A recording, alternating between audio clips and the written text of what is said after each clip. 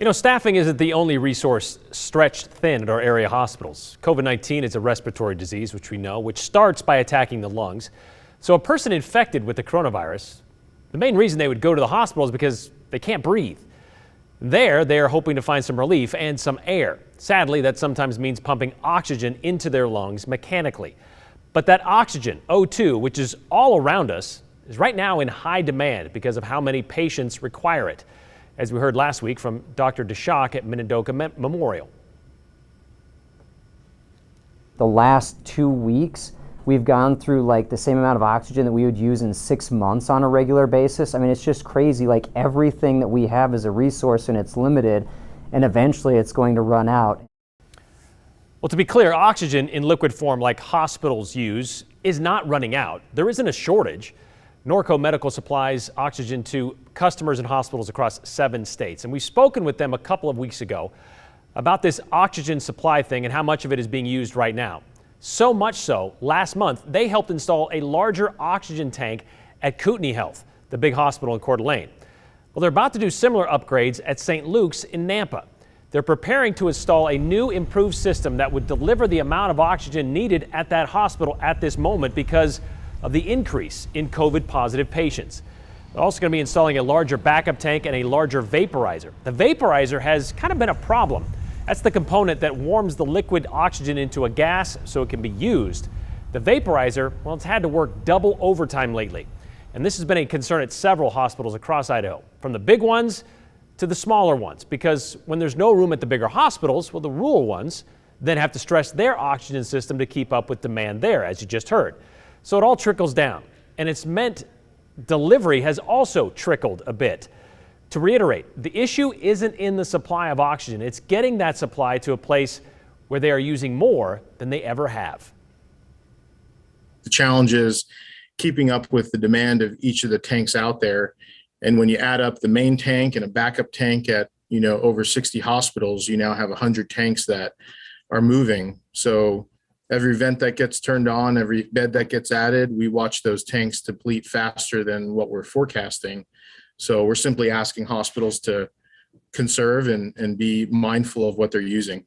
Where you used to refill these tanks when they got down to about 30%, now they're being drained even more before you guys can get to them? Yeah, they're moving so fast, and our trucks are having to go to so many places. The risk is obviously is making sure that we get to that tank before it gets onto the reserve. So there have been cases where, unfortunately, there may have only been 18 hours of product left in the tank, or the tank may have gone down to 10 or 20% of its capacity. Well, if it isn't a supply issue, I mean, that sounds, you can see how some people might say there's a shortage, that we can't just have unlimited oxygen setting. But how do you explain that? Yeah, I think there's a national shortage of drivers, and there's probably a shortage of these types of trucks that you need to deliver liquid oxygen that's beyond negative 200 degrees Fahrenheit. It's a very specialized fleet, so it is a distribution challenge, and it's typically built around forecasting methods. You forecast when you need to be at a tank days in advance. Well, if a hospital increases their flow rates by 40% through the evening and for 6 hours of the day, you may find yourself in a situation where there's just too many deliveries that need to be made in the same day. It's one thing to go from the main tank to the backup tank, but having it run all the time, that's got to lead to some other problems. Yeah, so there is a vaporizer at each of these systems. That's how the liquid is converted to a gas. That gas is then regulated to a steady pressure going into the hospital. And within the hospital, there's a network of piping. So if the flow rate or the demand on that pipe is too high, the vaporizer may be pushed to a flow rate capacity that it's not capable of. At that point, the vaporizer may ice up. And if it ices up, it means that liquid is not turning into a gas, and the hospital may experience a pressure loss.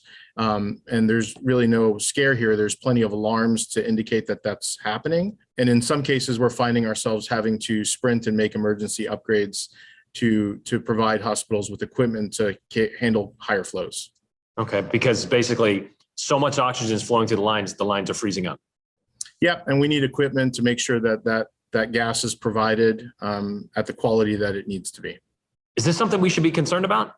No, I think we should all just generally be concerned that the pandemic and the surge in the Treasure Valley is lasting as long as it is.